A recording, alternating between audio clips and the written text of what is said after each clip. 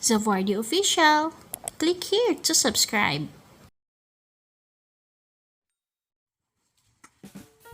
Hey guys, this is Zavardy and welcome back to my channel. So in this video, I'll be showing you guys this mechanical keyboard which I bought from Shopee. A very affordable mechanical gaming keyboard that's suited for gaming or office use. So let's see what I've got.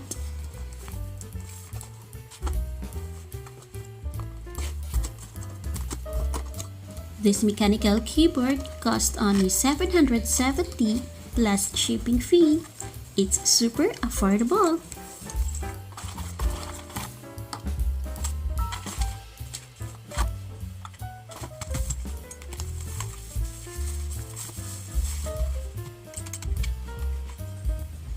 And look at this, it has a unique suspended keys designs and a unique keystroke rhythm feeling.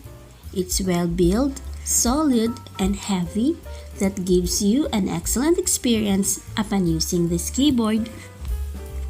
And good thing is, the key is swappable, that you can change the keys to your favorite key designs. Isn't it great?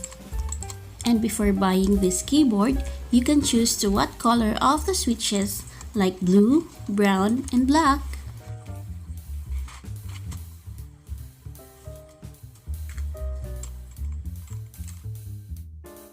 It's plug and play, just connect it to your computer port.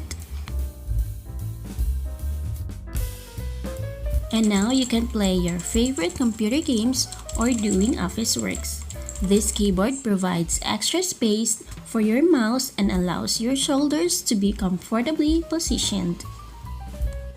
This is ergonomically designed to fit your fingers and wrist, which can effectively reduce the fatigue caused by intensive long hours on gaming or working in office.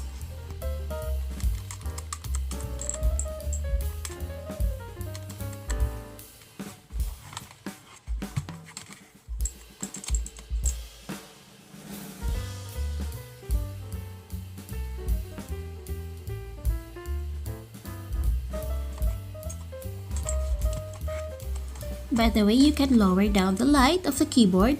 Just press on hold the function key and then press the arrow down. And if you want to turn it on, just press on hold the function key and then the arrow up key. It has 7 or 8 different lighting modes. Just press on hold the function key and then insert key.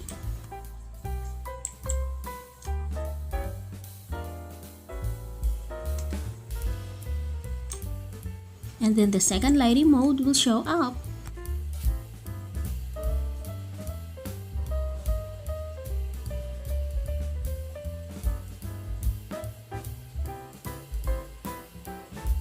And the third lighting mode.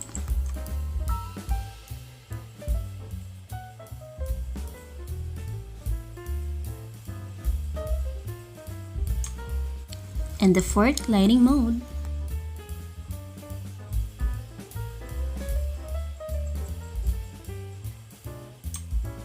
And the fifth lighting mode.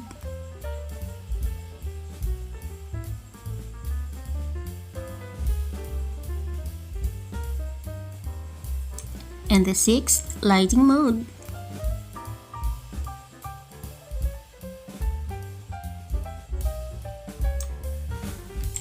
And the seventh lighting mode.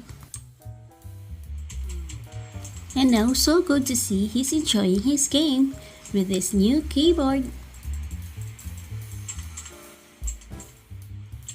And oh, by the way, didn't mention earlier that when pressing any letter or number, the row in it will light, just like this.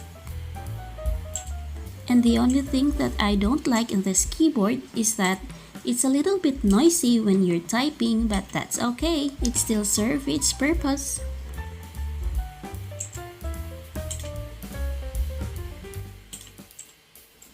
And that's all for today.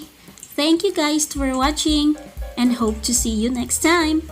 Please like, share, and subscribe. Bye!